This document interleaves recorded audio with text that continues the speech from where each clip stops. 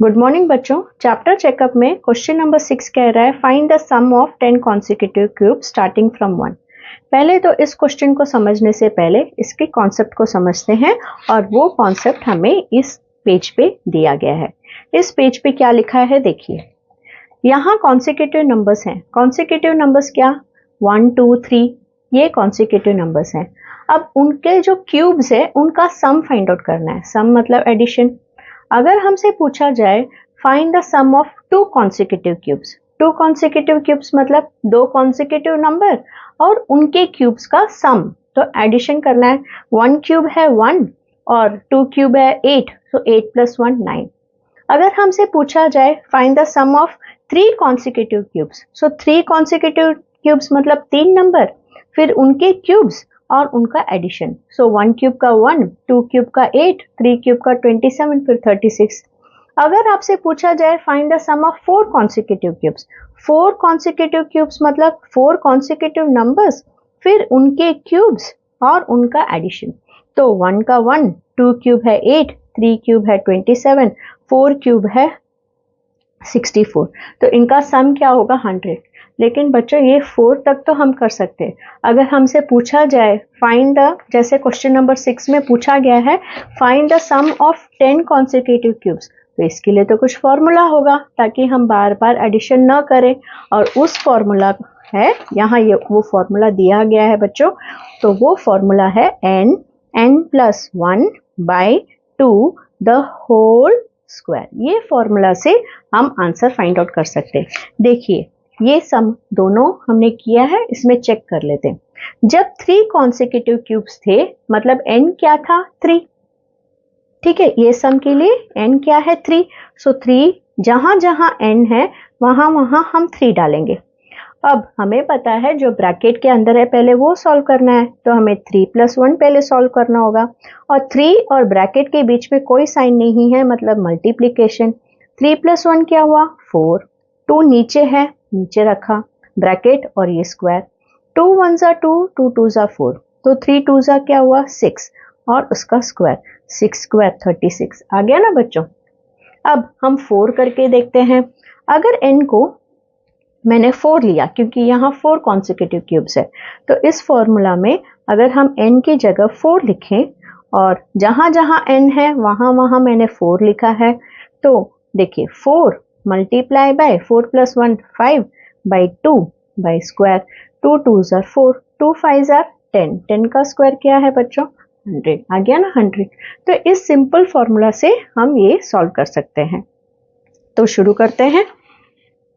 तो 6th question कह रहा है find the sum of 10 consecutive numbers cubes starting from 1।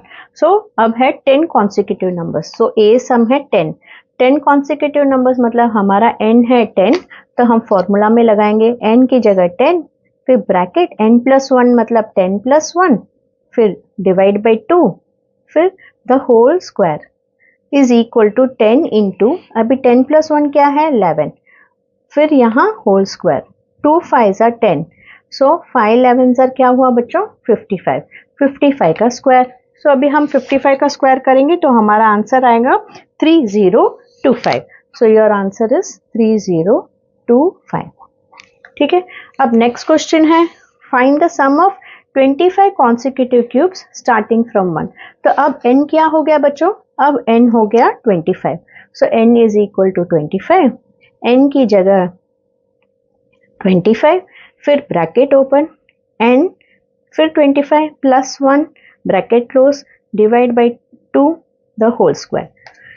तो 25 + 1 क्या है 26, और इन दोनों के बीच में कोई साइन नहीं है, ये ब्रैकेट है मतलब मल्टीप्लिकेशन डिवाइड बाई 2, 2 और द होल स्क्वायर।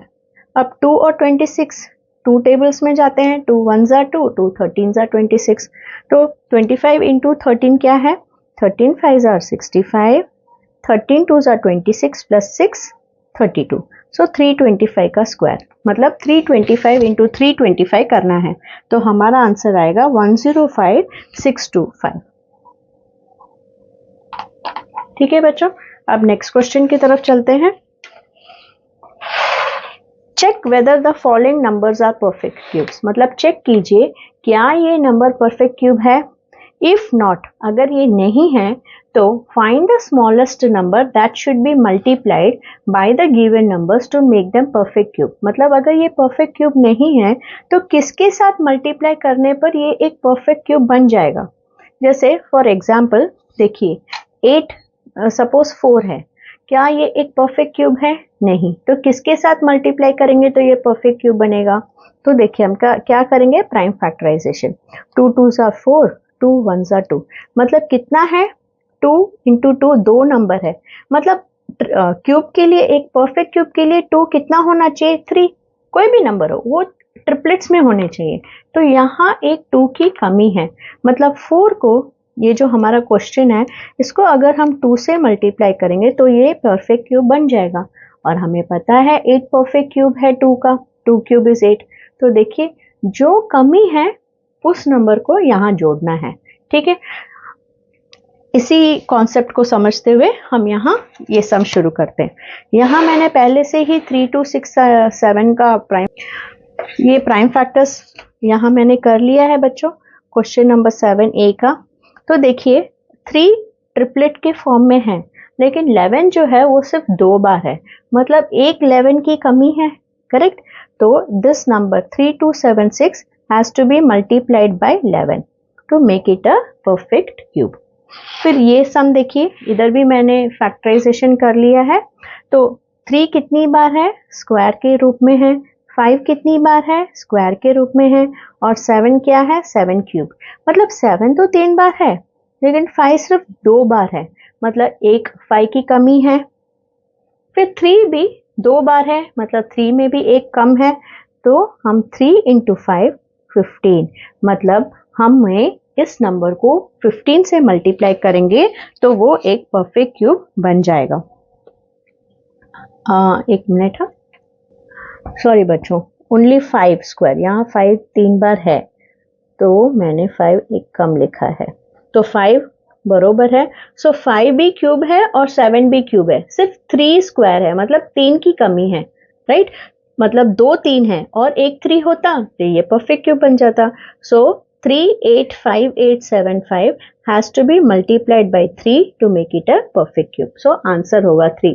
पहले आपको ये लिखना है, फिर ये सेकेंड स्टेप, फिर ये थर्ड स्टेप, और जिधर शॉर्टेज है वो नंबर लिखना है, ठीक है।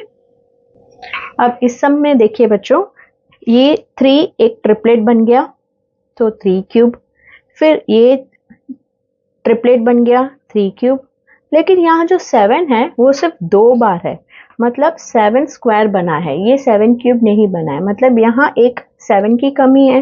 That means 3 5 7 2 1 has to be multiplied by 7 to make it a perfect cube. अब बच्चों नेक्स्ट क्वेश्चन में ये check whether the following numbers are perfect cubes, क्या ये परफेक्ट क्यूब है चेक कीजिए। If not find the smallest number that should divide the given numbers to make them perfect cube. बच्चों multiply के लिए हमें जो नंबर की कमी है उसे जोड़ना है, और डिवाइड में जो परफेक्ट क्यूब नहीं है उसे काट देना है, मीन्स डिवाइड कर देना है, बस इतना ही। अब देखिए बच्चों क्वेश्चन नंबर 86125 का प्राइम फैक्टराइजेशन। तो यहाँ 5 क्यूब है और ये है 7 स्क्वायर। अगर ये find the smallest number to be multiplied होता तो हम इंटू 7 करते हैं, लेकिन यहाँ डिवाइड करना है। डिवाइड मीन्स निकाल दीजिए जो परफेक्ट क्यूब नहीं है। अब ये परफेक्ट क्यूब नहीं है तो इसे हटाना है, तो 7 स्क्वायर क्या हुआ? 49। सो 6125 has to be divided by 49 to make it a perfect cube. अब देखिए बच्चों इसका प्राइम फैक्टराइजेशन, ये क्या हुआ? 2 स्क्वायर इंटू ये क्या हुआ? 3 स्क्वायर, और ये क्या हुआ? 11 क्यूब। तो ये तो क्यूब में है तो ये तो परफेक्ट है, लेकिन इसमें भी एक की कमी है, इसमें भी एक की कमी है। अगर क्वेश्चन होता find the number to be multiplied तो हम इसमें एक 2 लिखते और इसमें एक 3 लिखते, और अगर ये नंबर को 6 से मल्टीप्लाई करते तो ये परफेक्ट क्यूब बन जाता। लेकिन अभी ये क्वेश्चन मल्टीप्लिकेशन का नहीं, डिवीजन का है, मतलब हमें इसे हटा देना है। तो किसे हटाना है?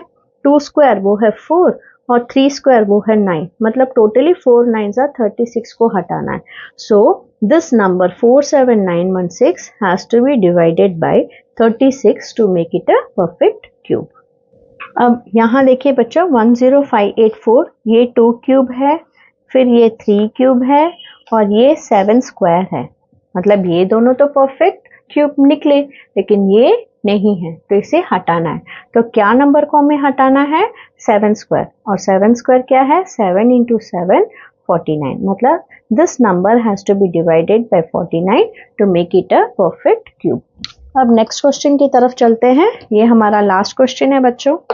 Oranges are stacked into a box in a way such that each stack has the same number of oranges in each row as the number of rows. There are 12 such stacks of oranges in the box. अब देखिए बच्चों, case based question क्या कह रहा है? Case based question कि oranges को एक बॉक्स में रखा गया है इस तरह से कि जितने रोज हैं उतने ही कॉलम्स भी हैं, और एक बॉक्स में ऊपर स्टैक्स में 12 है. मतलब ऐसे 12 स्टैक्स है और एक एक स्टैक्स में 12 ऑरेंजेस है.